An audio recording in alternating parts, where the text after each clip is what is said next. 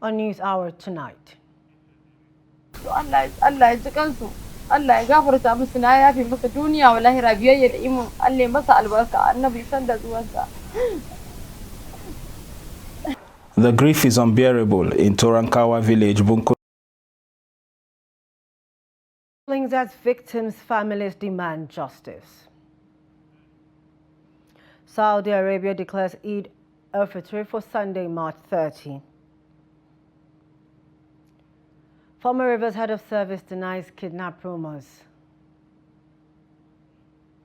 On the foreign scene, Myanmar earthquake death toll surpasses 1,000 as rescue efforts intensify.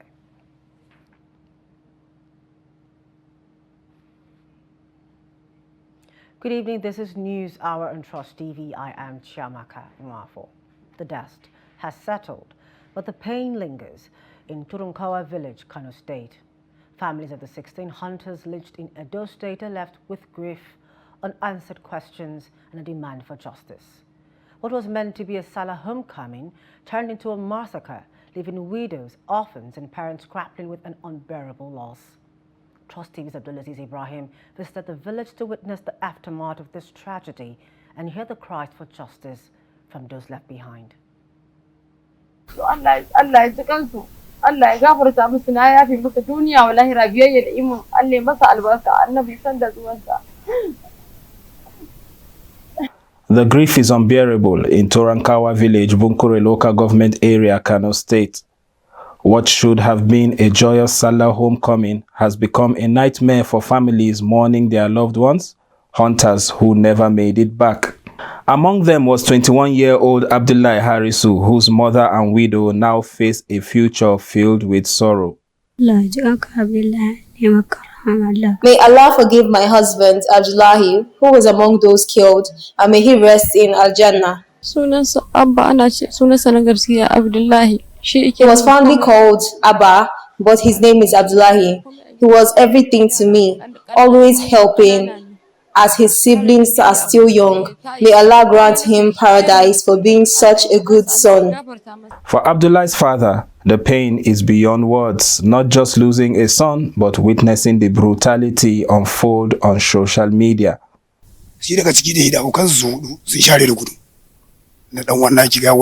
Learning of my son's death was devastating, but seeing my own brother, who was one of the 4 who earlier escaped, being chased and beaten with sticks and weapons, it's too much for any parent to bear.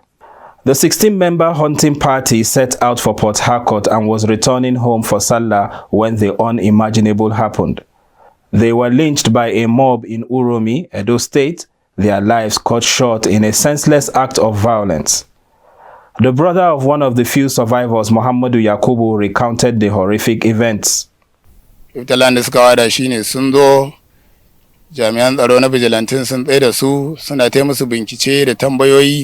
were stopped by vigilantes, but they identified themselves as hunters heading home. My brother, the leader of the group, was attacked by the mob but managed to escape, while others were killed one by one. The hunting group, which has been part of Torankawa's community for generations, has never had any trouble before, according to a village representative. For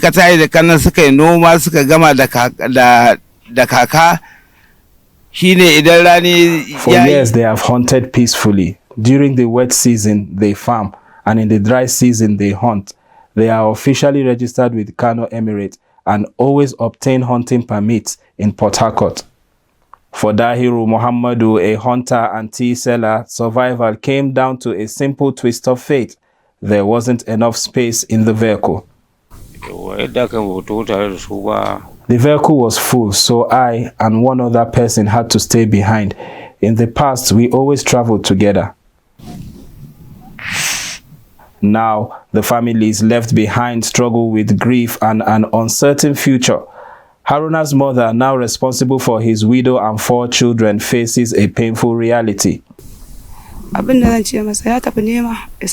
son was hardworking, always striving to build a better life. Now his children are fatherless. The last time we spoke, I wished him a safe return. Now I can only say, may Allah grant him eternal rest. The families of the slain hunters are calling on the federal government to bring the perpetrators to justice. The emotional toll is devastating. We demand justice for our loved ones. For these grieving families, justice is the only solace in the face of unimaginable loss. The slain hunters have since been buried according to Islamic rites. Abdulaziz Ibrahim, Trust TV News, Kano. Now, joining us via phone call to give us more updates is our reporter in the state, Abdulaziz Ibrahim. Good evening and thank you for joining us on News Hour tonight. Good evening. You've just returned from speaking with families of the victims. Can you describe the mood and emotions you witnessed? We're at Toronkawa village in Bunkure local government area of Kano State. The mood is quite somber. As you know, the families are just trying to process the whole incident. A number of them, when you even try to approach them to talk, a number of them are not even ready to even speak on camera. They were so somber and so much grief. And we were able to talk to a number of them, like 3 families, and the widows, and also even the parents, and some of the friends of the hunters. And that's just how it is there. Many of them are even struggling to process the loss. How are the families coping with this tragic loss? And what were some of the most heartbreaking things that were shared with you? Okay, yes, like the father of one of the hunters is a 21-year-old Abdullah Harisu. The father actually shared his experience, what they actually meant for him to watch these horrific scenes on social media of the attack on those hunters. So that was one of the things that I can say it was really one of the incidents of deep pain that the family shared with us. And the mother of Abdullah also lamented how much she actually depended on him being around, since he is one of the oldest children that she has. And we were able to talk to also the widows of like 2 of the people, Abdullah and Haruna, and they also recounted how much the loss and the absence of their husbands would actually mean to them. Now, are the families expecting justice, and what are their demands from the government and security agencies? Yes, we actually got to speak to the representative of the village head, and he, speaking on behalf of the family, said they are actually expecting justice from the federal government, and they expect that there will be a proper investigation to actually bring those who perpetrated this act to justice. And they were actually talking about how much these hunters have been not actually troublesome people, even in the Toronkawa village, because 7 of them are actually from that Toronkawa village in Bunkure local government. And they said they've known them for several years. Talking to somebody like the representative of the village head, who said he knows most of them. They are people who are involved in farming, and then when it comes to the hunting season, they put together a hunting party, and they're actually registered with the Kano Emirate, and they have their identification. And then when they go out for hunting, they actually make sure that they get a hunting permit, which is one of the necessary procedures. So they know them to be people who have been in profession, and they have all the verifiable documents. So they are expecting that those people who perpetrated this act against them will actually be able to face justice. Thank you so much, Abdulaziz Ibrahim, for joining us and giving us an update on the families and their reactions to the death of their loved ones. May the souls of the departed rest in peace. All right, thank you. Still reacting on the situation, the Kano state government has condemned the mob attack and killing of some travelers accused of kidnapping in Edo State.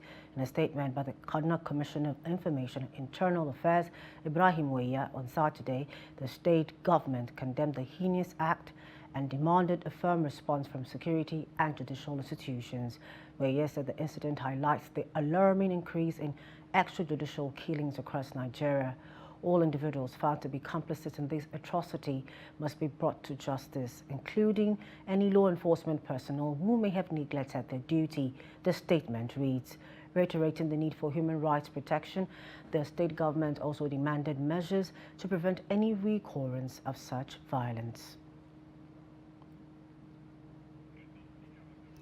An Islamic group, Jama'at Nasr al-Islam, led by the Sultan of Sokoto, Muhammad Sa'ad Abubakar III, has strongly condemned the recent gruesome murder of 16 travelers in Edo State, describing it as cruel and barbaric. The victims, who were returning from Rivers State en route to Kano State, were brutally killed by a vigilante group in Udene, Efendion and Uromi community in Esso North local government. In a statement issued by the Secretary General of GNI, Khalid Aliyu, in Kaduna on Saturday, the organization expressed its outrage and sadness over the incident. The GNI scribe also called on the federal government to take concrete actions to address the growing insecurity in the country rather than just issuing condemnations. The GNI has also expressed concern about the generalization of criminals as representatives of a particular ethnic or religious group, leading to unjust stereotyping and hate campaigns. The Northern Senators Forum says it is deeply disturbed and saddened by the lynching of travelers in Edo State. A statement signed by the chairman, Abdulaziz Yarudu, on behalf of the group, said the sad incident was a case of the victims being tagged as Fulani kidnappers. The forum condemned the act, describing it as a violation of the fundamental human rights of the victims. It called on the Edo State government to swing into action on the incident, while commending President Bola Tinubu for directing the police to commence an in-depth investigation into the heinous act. It urged the public to treat every citizen with dignity and respect.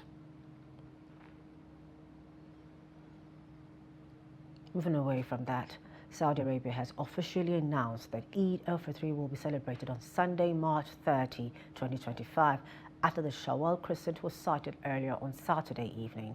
The sighting marks the end of Ramadan, with the Islamic month concluding in 29 days this year.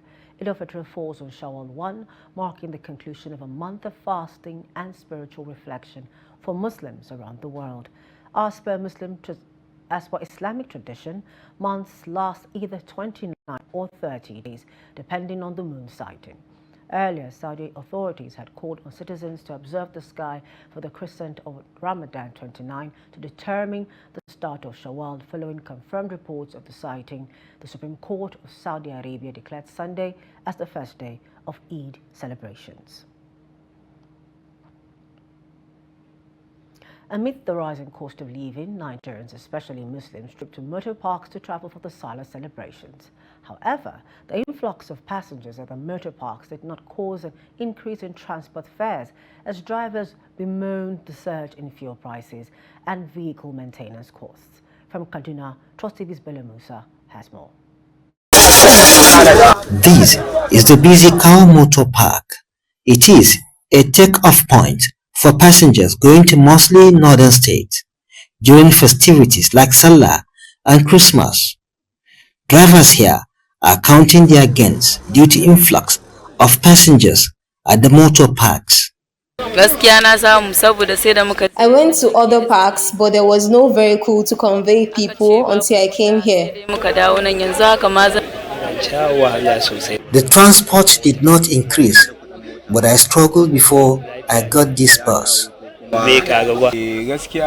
Though it was stressful due to the weather, at least I got a vehicle and the transport fare did not increase. It is not easy due to the influx of travelers, but they did not increase the fare. I chartered a car to Kano because they didn't increase the fare. Due to the influx of people, many passengers often become stranded at the park. Some people do come here without the complete fare. For instance, Kano to Kaduna is 6,000, but many of them come here with 3,000. and start begging us to help, and we have to help them. While counting their gains, the drivers expressed concern over some challenges they face due to economic realities in the country. We thank God for the impressive passenger turnout. During periods like this, we carry out vehicle maintenance and change our tires because of the increase in the number of trips.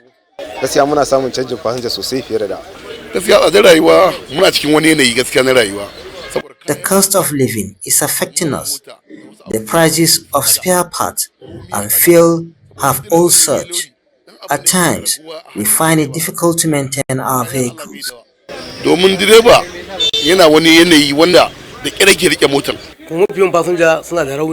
are impressed with the number of passengers, but one of the challenges we face is touting by drivers who convey people on the roadside.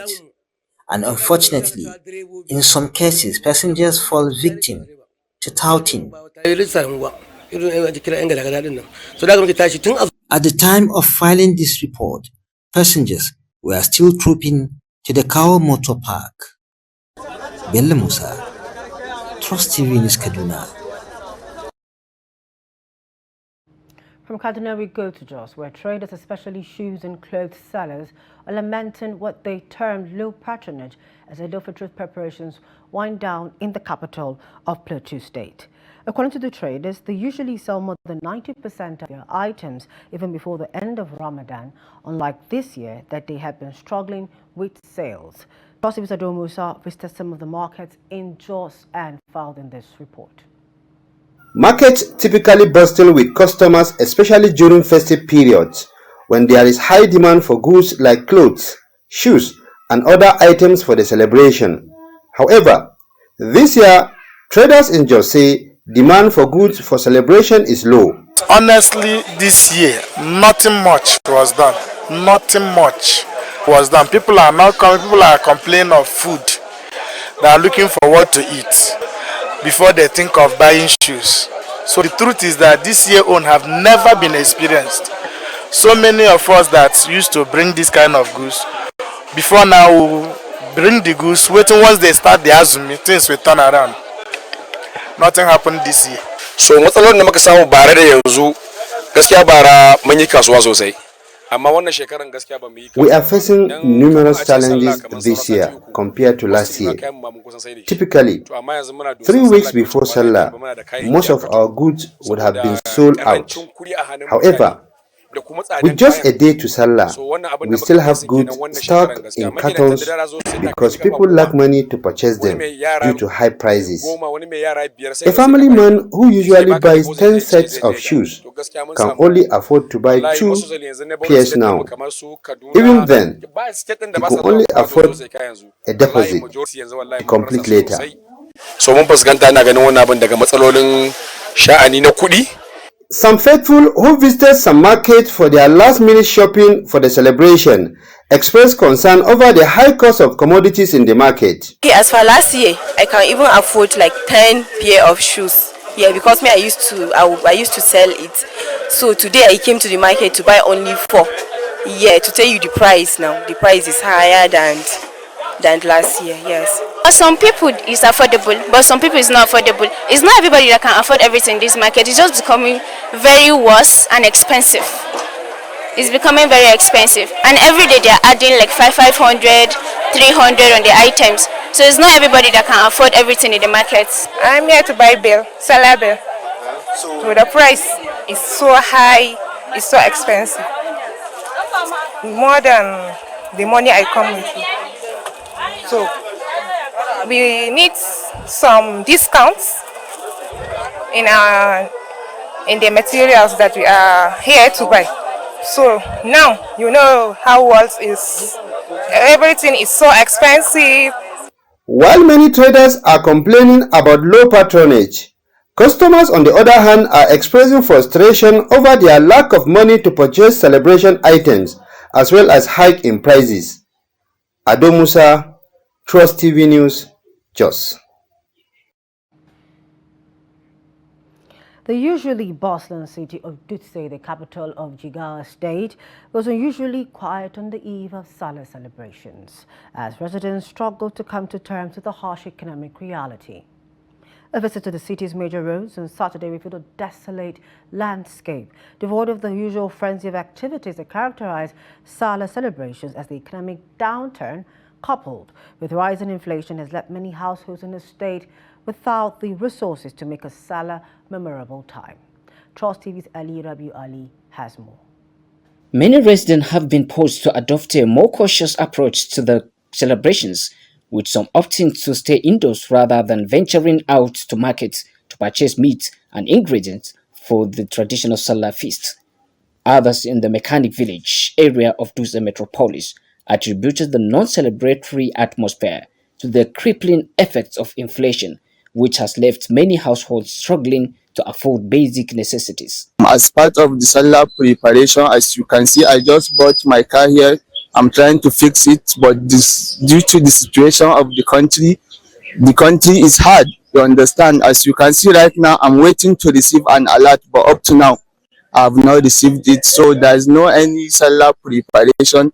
We are just going to do the Salah as it comes. Thank God for this fasting and this preparation of Salah time.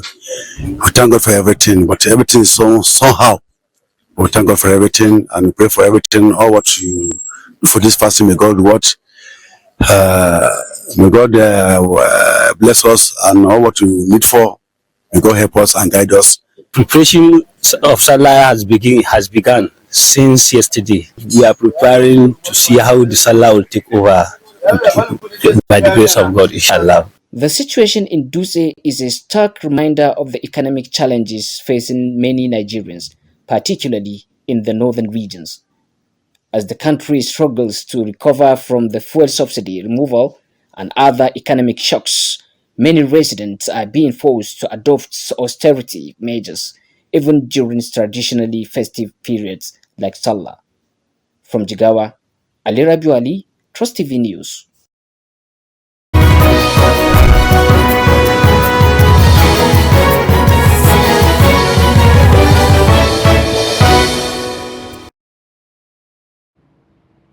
Just reaching us and confirm that the new moon of Shawwal 1446 AH has been sighted. The Sultan of Sokoto and the President General of Supreme Council for Islamic Affairs, Alhaji Muhammad Sa'ad Abubakar III, made the announcement saying Eid will be observed Sunday, March 30.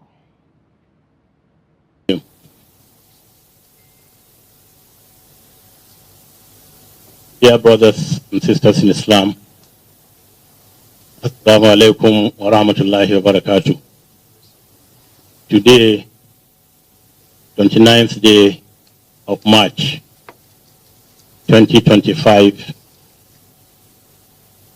AD, equivalent to 29th day of Ramadan 1446, after the hijrah of our most noble leader, Prophet Muhammad sallallahu alaihi wasallam,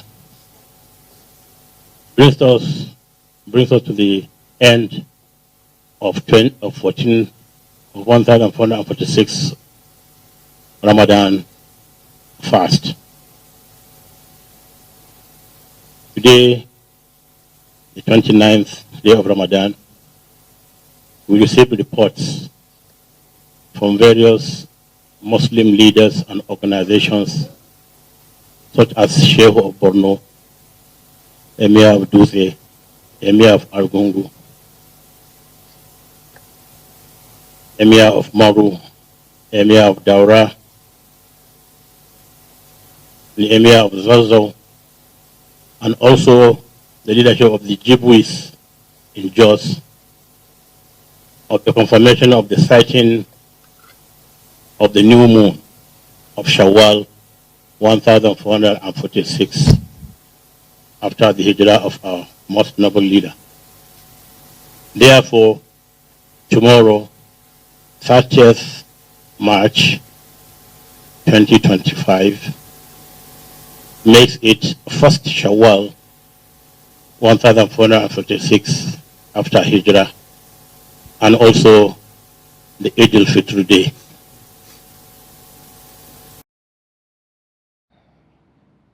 We go to Rivers State, where the political turmoil continues to escalate as the former head of service, George Nweke, surfaces in Abuja, contradicting earlier fears about his whereabouts.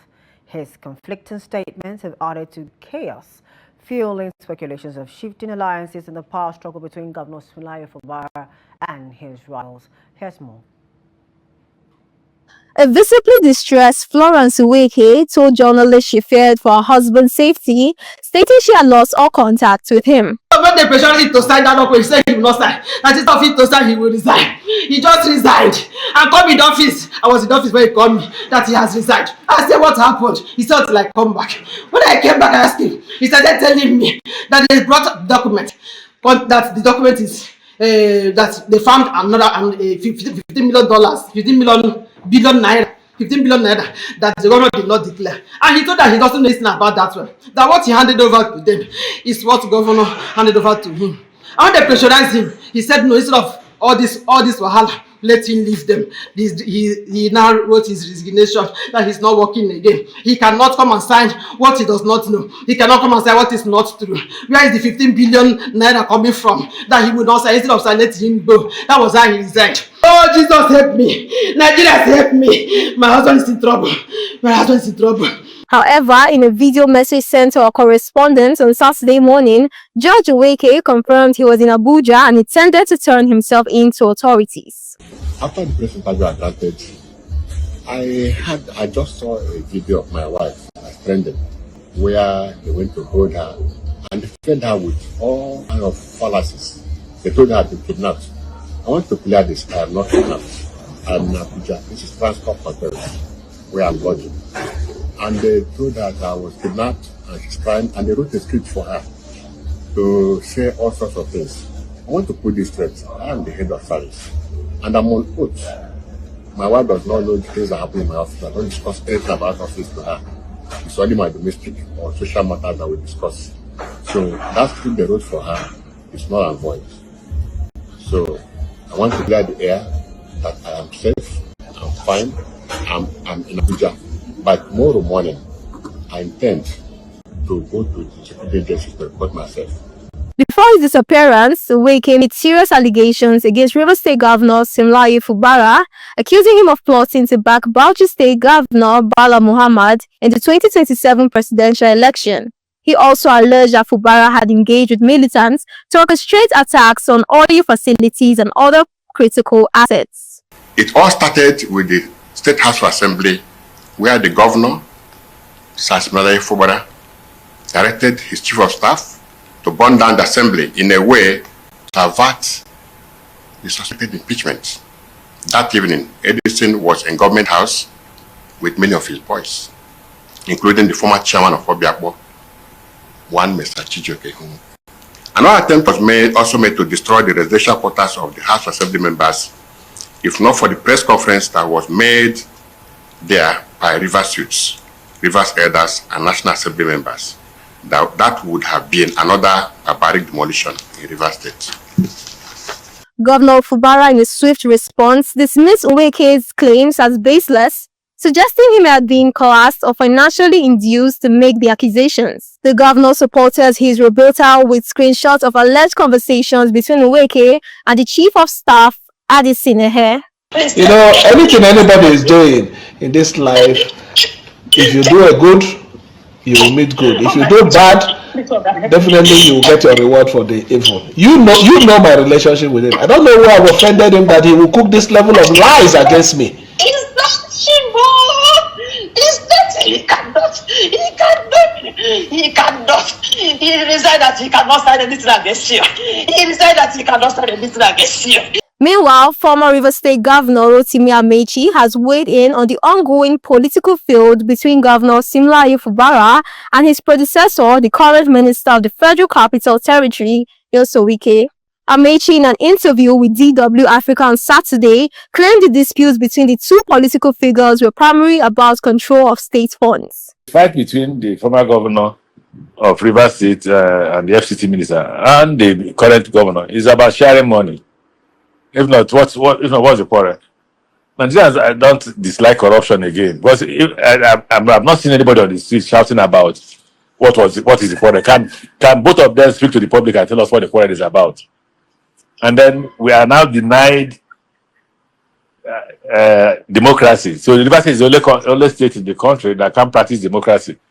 President Bola Tinubu had on March 18th declared the state of emergency in Rivers State amidst the escalating political crisis. Still in Rivers State, the state chapter of the People's Democratic Party, PDP, has condemned President Bola Tinubu's decision to declare a state of emergency in the state, saying there is no breakdown of law and order in any part of Rivers State. The state acting chairman of the state party, Robinson Nnam Ewo, who stated this while addressing newsmen, noted that the sole administrator is dismantling existing structures in the state. He also alleged that George Nweke betrayed Governor Fubara and that the state threw his allegations against the governor, noting that Governor Bala Mohammed never confirmed to Nigerians that he was running for the presidency in 2027. He also alleged that Nweke was compromised, having put in over 3 decades of services to the state, noting that he would do anything that was told him by the Wike camp to save his career. He advised Rivers people to stand with the governor, whom he said is the legitimate leader of the state, and urged President Tinubu to call Wike to order. You will recall that the president on the 18th day of March 2015 declared a state of emergency on the state of Rivers 2025, suspended the executive governor of Rivers State and the State House of Assembly for a period of 6 months and appointed a sole administrator. The purpose, according to the president, is to restore peace and order. But as we all know, there is no breakdown of law and order in any part of Rivers State. A few days ago, the head of service, Dr. George Nweke, was forced to resign as the head of service of the civil service of Rivers State. And George Nweke, having resigned, easily became an easy tool in the hands of the FCT minister, Yeso Wike, and his team, who are bent on bringing down the state. What did they end up in doing with George Nweke? George Nweke was compromised, and he became a serial betrayer. Just like Judas Iscariot decided to betray his master Jesus Christ, George Nweke has decided to betray his own master, his benefactor, the executive governor of Rivers State, Sasibinalaye Fubara. You're still on 2 News Hour on Trust TV. Up ahead,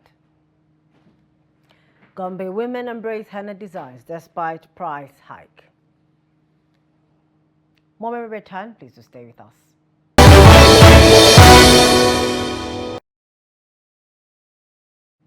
Welcome back. Thank you for staying with us. A recap of our top stories. We told you that grave trails Edo mob killings as victims' families demand justice. And we also informed you that Saudi Arabia and the Sultan has declared Eid al-Fitr for Sunday, March 30. Two more stories. Constituents of Edo South Senatorial District in the human rights community on Friday said they have lost confidence in the senator representing the area, Senator Neda Imeswen, over alleged failure, corruption, abuse of office and betrayal of public trust. The constituents said they have formally initiated the recall of the Labour Party senator and also demanded his prosecution over the circumstances surrounding his alleged disbarment by the New York State Supreme Court in 2010. The group added that given the international nature of these allegations, Interpol's cooperation is necessary to ensure a thorough, independent and global investigation. Representatives of 5 out of the 7 local governments in the senatorial district who disclosed this at a press briefing in Benin said the constituents deserve credible, accountable and transparent leadership. The representatives of the local governments include Kola Adokbai Oredo, Caesar Garrick Ikpoba Oha, Ahise Raphael Ovia Southwest, Ubu David Onwuwode, Okorie Kingsley Ovia Northeast, and Hansen Orako Ego. The group alleged that Imasenwu is the chairman of the Senate Committee on Ethics, Code of Conduct and Public Petitions, has no constituency projects in the senatorial district, adding that he has distanced himself from the people. The Independent National Electoral Commission has outlined the complexities and costs involved in the recall process, likely need to organize a full election. These were communicated on Saturday via X Spaces as the Commission discussed INEC regulations and guidelines for Recall 2024, Beavers and IRF, facts and myths. The special advisor to the INEC chairman, Mohammed Kuna, explained that a recall election involves significant resources, including staff mobilization, technology, as well as recall material deployment and transportation.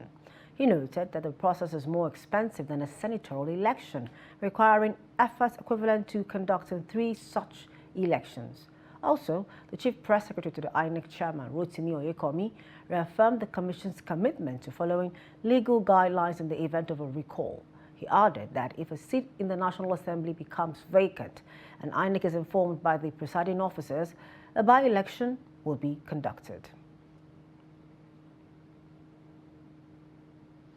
Muslims in Bauchi State are looking forward to Eid al-Fitr with excitement after a rewarding month of Ramadan characterized by fasting, prayers, and purification. A major characteristic of the festival is the tendency of many Nigerian Muslims to travel from their places of work to their hometowns and villages to celebrate with loved ones. Trust TV's Adamu Imam reports that Bauchi residents share their perspective on preparations ahead of the festivities. For some, it is the only time of the year when all family members meet to celebrate and share their experiences and lessons from Ramadan. In communities, activities have already been lined up ahead of the Salah Day celebration. Considering the economic situation, it's moderately well because I can see the policies and programs of the government is coming to the edge of the common man. Looking at the prices, looking at the consumable items, it's fair. But I have bought clothes for my children, I have bought shoes, I have bought the little ones I can do, ranging from the things we are going to eat, small farms, you buy tomatoes, you buy vegetables that will make your day on Salah Day. On the final day of the fast, it is a mixed bag of activities. On one hand, a salon operator identified challenges with the business, while some are busy beautifying hair. Elsewhere, others are shopping for food ingredients at the perishable market. Tailors were not left behind as they rushed to deliver attires for customers. We often witness a surge in patronage during Salah, but not like before, because this year there is almost a 40% drop in the number of customers due to the present economic realities. So many people are struggling to feed their families, so sewing clothes may not be a priority for them. Our major challenge is power supply because we always depend on generators for our operations. However, where we have access to public supply of electricity, we often give bonuses to some of our customers during Salah festivities. But aside that, we appreciate the patronage and we thank God for everything.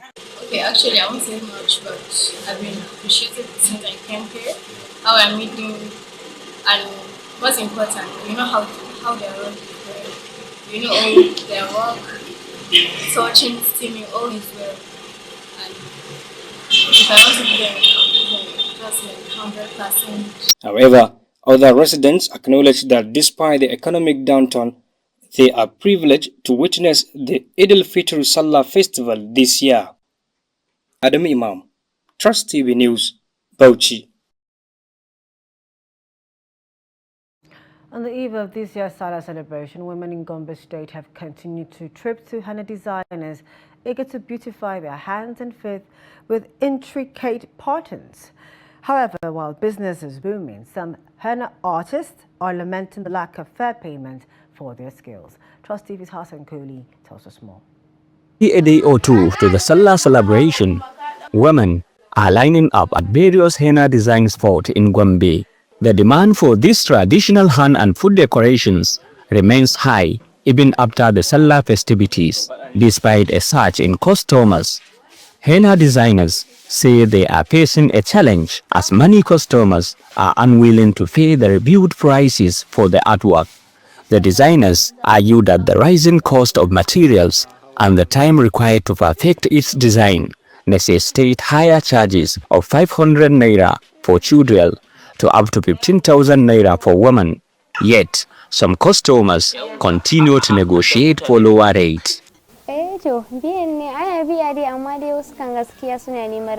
It's not just about drawing patterns. We use quality henna and it takes skills to create these beautiful designs.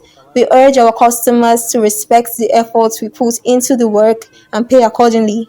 We are appealing to male partners to provide women with enough money to pay us. Despite the concerns of henna artists, customers maintain that they love the tradition and are eager to continue adorning themselves, even if it means negotiating prices. One customer, Khadija Aliu, explained her perspective. We understand that prices have gone up, but things are hard for everyone. We still want to look good, but we also have to be mindful of our budgets.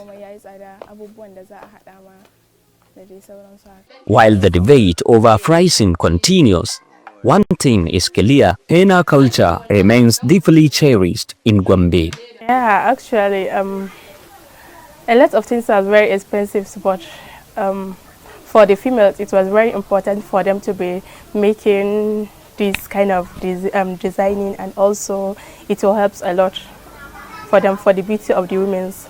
For now, henna designers will continue perfecting their craft, hoping that their customers recognize the value of their artistry.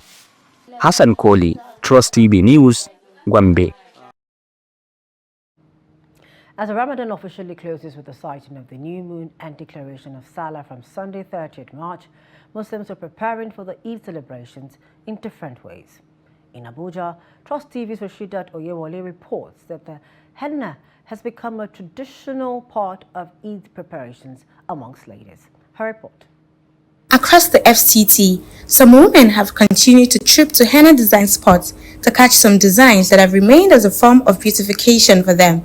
Some emphasize the importance of henna as they see it as a long-standing tradition. Well, henna is just a way of beautifying ourselves during festive period, and more like a culture and tradition.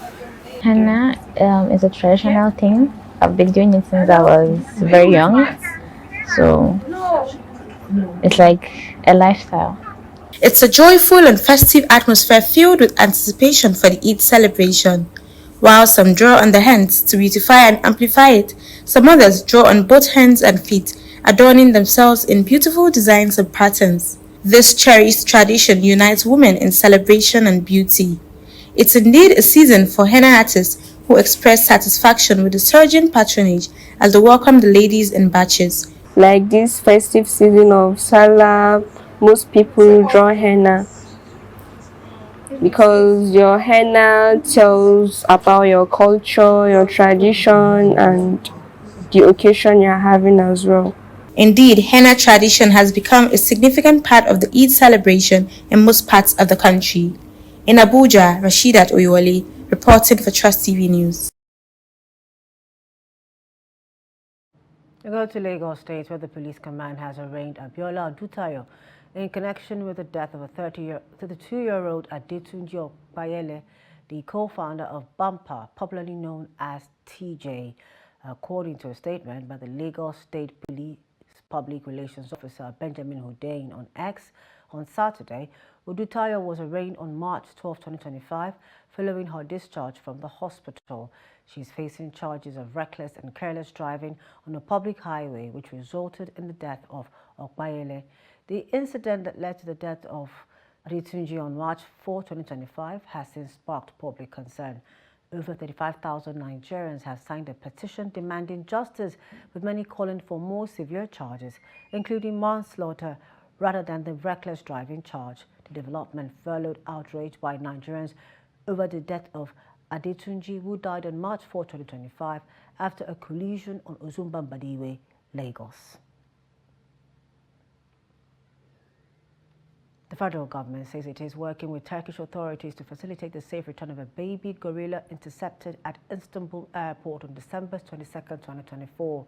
This was contained in a statement signed by the acting spokesperson, Minister of Foreign Affairs, Kimiebi Ebiefa, on Saturday.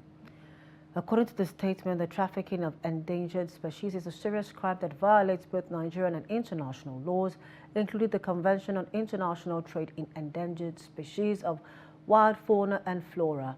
The animal, which had been illegally smuggled from Nigeria and was en route to Bangkok, Thailand, was discovered during a routine inspection by the Turkish officials.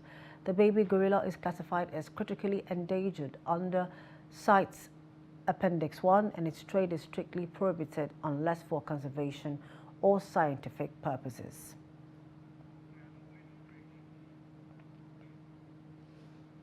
We go to business, where President Bola Tinubu has signed the Investment and Securities Act 2024 into law, marking a significant step in Nigeria's capital market reform. The new law, which repeals the 2007 Investment and Securities Act, aims to strengthen the legal and regulatory framework for investment and capital market activities. The Securities and Exchange Commission, SEC, in a statement on Friday, described the presidential assent as a transformative step towards enhancing investor protection, improving market transparency, and fostering sustainable growth. The SEC noted that the new legislation affirms its authority as the apex regulator of Nigeria's capital markets and aligns local operations with international best practices.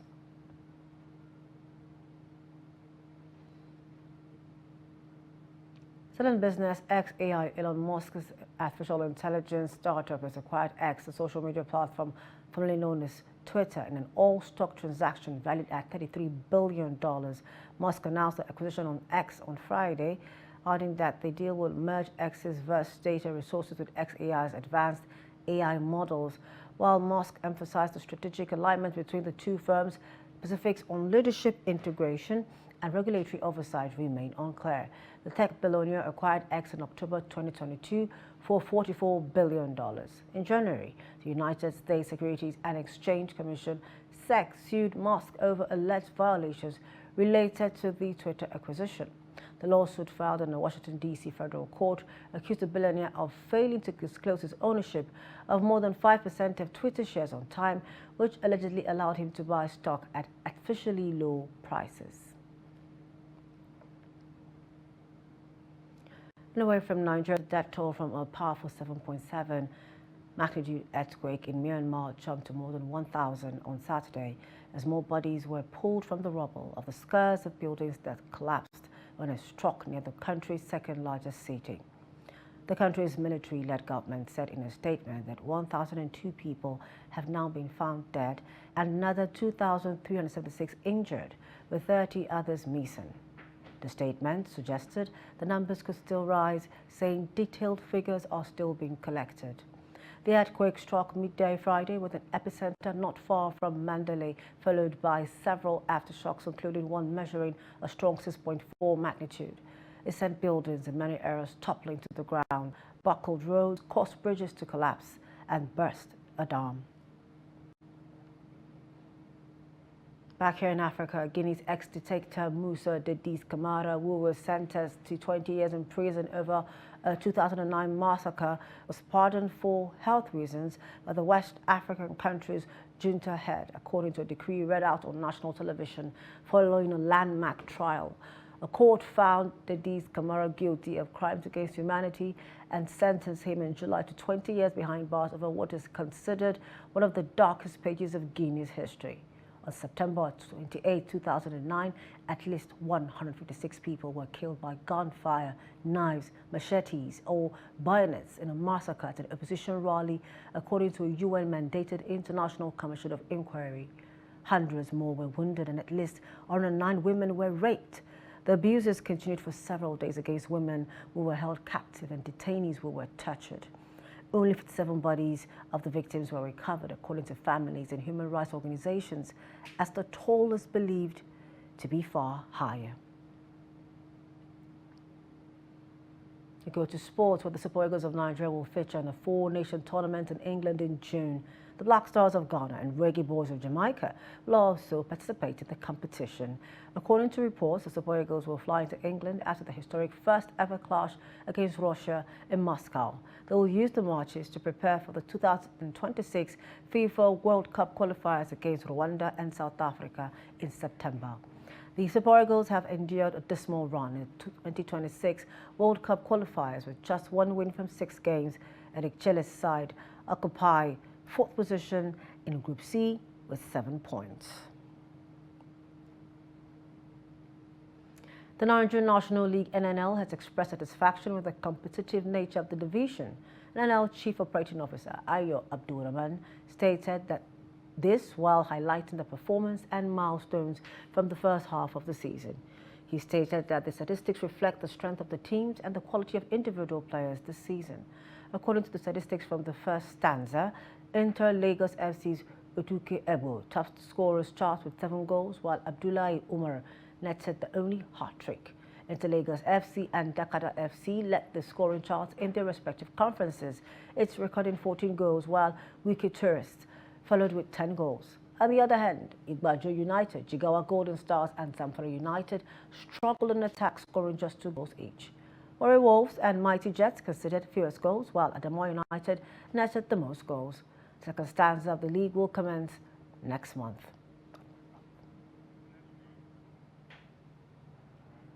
That concludes News Hour tonight on Trust TV. For more of our news, programs and documentaries, you want to follow us on our social media platform and on our YouTube live stream. I am Chiamaka Nwafo, on behalf of the news production team. Thank you for joining us tonight, and Eid Mubarak to our Muslim friends.